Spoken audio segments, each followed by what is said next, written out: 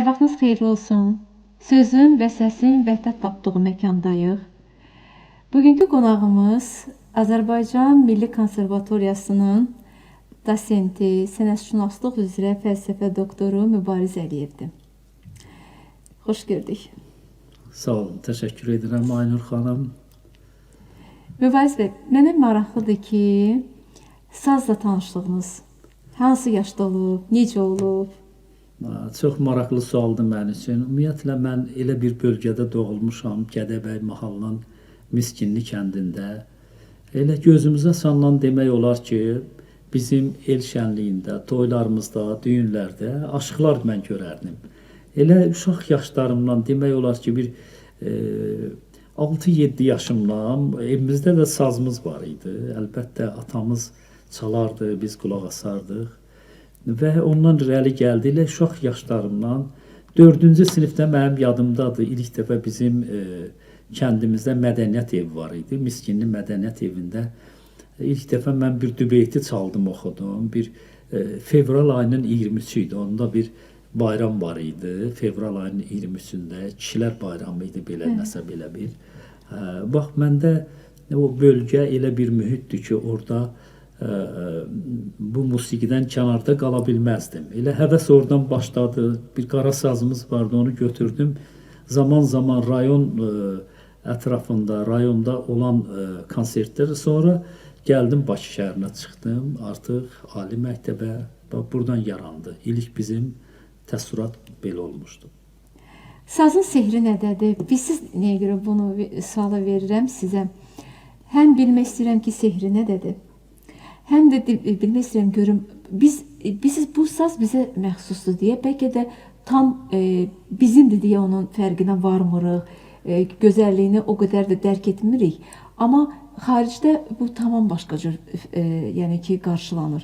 Həqiqətən də o sehri biz xarici vətəndaşlarda görürük ki, daha çox onlar bu sehrin təsirinə düşürlər. Necə olur ki, dil fərqlidir, amma o ruhu necə yəni tapırlar, necə oxşaya bilirlər? Mən belə düşünürəm ki, Aynur xanım, o hər bir havanın özündə bir ruh var, bir gözəllik var.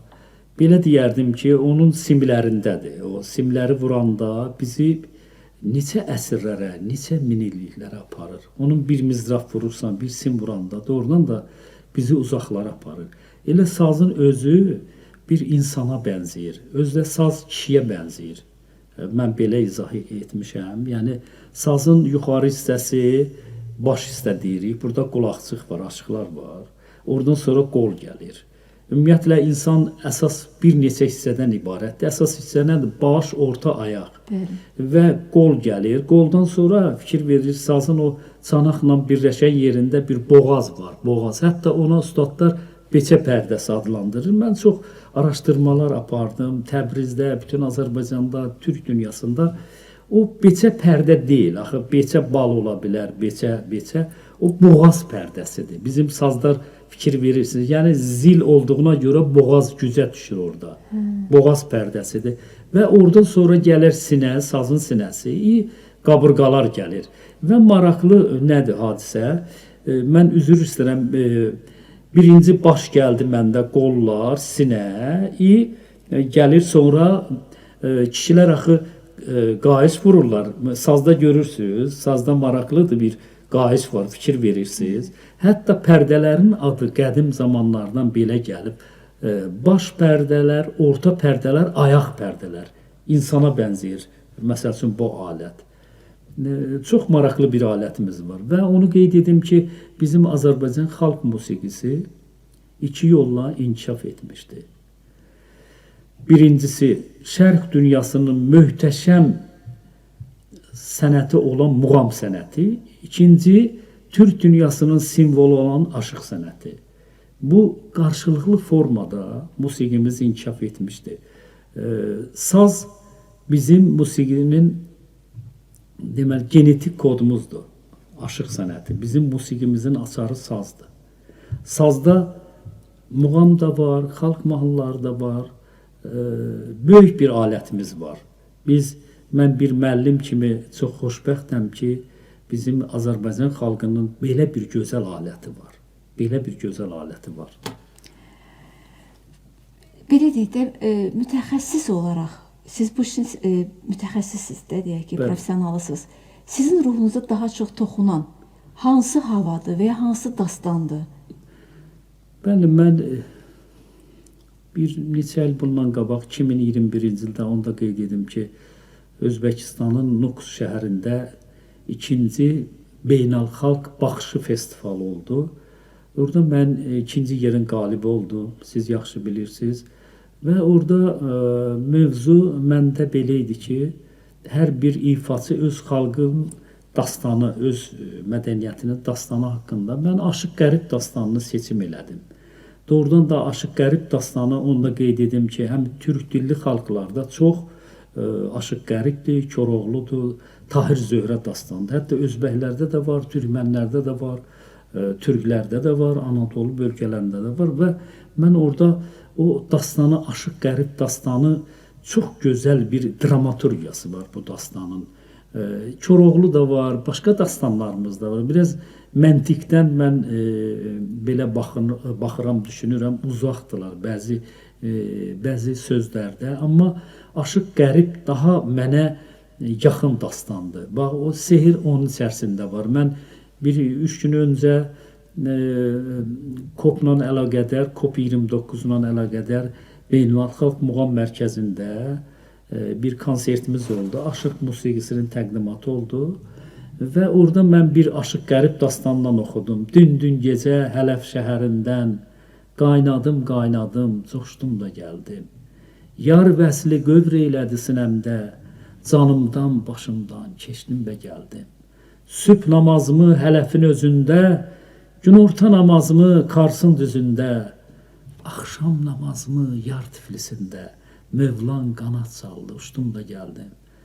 Fələk məni saldı yaman oyuna, mən qurbanam qamətinə boyuna, Aşıq Qərib Şah Sənəmin toyuna, boynuna zərzibalar tikib də gəldim. Sözlərə fikir versən, böyük bir hikmət var, böyük bir varlıq var. Bax, mənim sevdiyim dastanlardan birincisi elə Aşıq Qərib dastanıdır. Və onu da qeyd edim ki, bizim hörmətli bəstəkarımız Üzeyir bəyin böyük qardaşı Zülfüqar Hacıbəyov 1915-ci ildə bunun operasını yaratdı. Bəli, Aşıq Qərib operası. Güzel.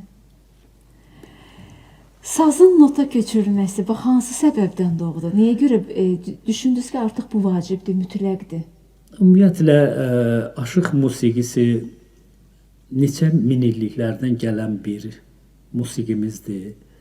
Amma bugün mən baxıram, neçə illərdir mənim müəllimim, onu da qeyd etməliyəm, İlqar İmamverdiyev professor, hal-hazırda Türkiyədə yaşayır, Allah ömür versin İlqar müəllimə. Tələbə yaşımdan demək olar 90-cı illərdən bu barədə çox fikirləşirdim. Hətta mən məktəblərə gedəndə musiqi məktəblərinə baxırdım, tar məktəbi var, kamança məktəbi var, fortepiano məktəbi var, nağara məktəbi, balaban, saz məktəbi yoxdur. Mən deyirdim ki, niyə saz məktəbi yoxdur? Bunlar deyirdi bəziləri, bunun bazası olmalıdır, nə bilim, bunun elmi olmalıdır. Yəni şifahi formada bu aşıq sənəti bu günümüzə kimi gəlib çatmışdı.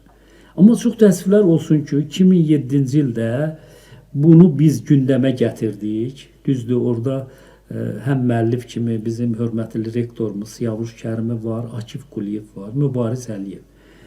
Amma bu kitab çıxan dəqiqələrdə və biz dəvət etdik folklorşünas alimlərimizi və digər musiqişünasları ki, belə bir saz məktəbi dərsliyi məqsədimiz var, fikrimiz var. Bunun insanların çoxsu bunun əleyhinə getdi. İstəmədilər ki, yox, aşıq musiqisi nota köçürülməməlidir, aşıq musiqisi Dədə Qorqud notunu bilir, Aşıq İsfəndiyar notunu bilir, Əzaflı Mikail, amma bu xeyr. Müasir devirdə bilirsiniz, mən bir neçə ölkələrdə olmuşam.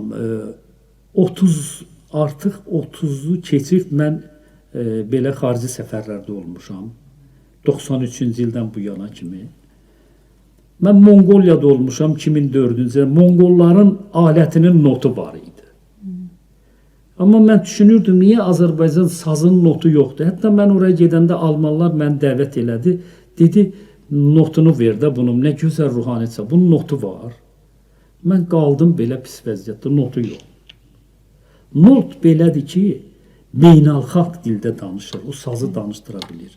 Amma mən aşıqlara deyirdim vaxtilə, Biləcərdən bilet alıb siz gedə bilmirsiniz o tərəfə. Niyə görə? Gedə bilmirsiniz də faktiki olaraq. Nəyə görə ki, saz notu yox idi. Amma çox şükürlər olsun ki, çox şükürlər olsun. Bizim keçmiş nazirimiz, hörmətli Misir Mərdanov mənə dedi, Mübariz müəllim, çox gecikmisiniz. 20 il bundan qabaq, 30 il bundan qabaq olmalıdır not. Böyük məmnuniyyətlə mən imza atıram ki, not kitabı olsun. Bəli, not kitabının bugün sayı çoxdur. Artıq yeni mənim bir kitabım çıxıb, saz və fortepiano üçün Azərbaycan bəstəkarlarının notları. Onu mən işləmişəm. Bu günləri mən konservatoriyada notdan dərs deyirəm.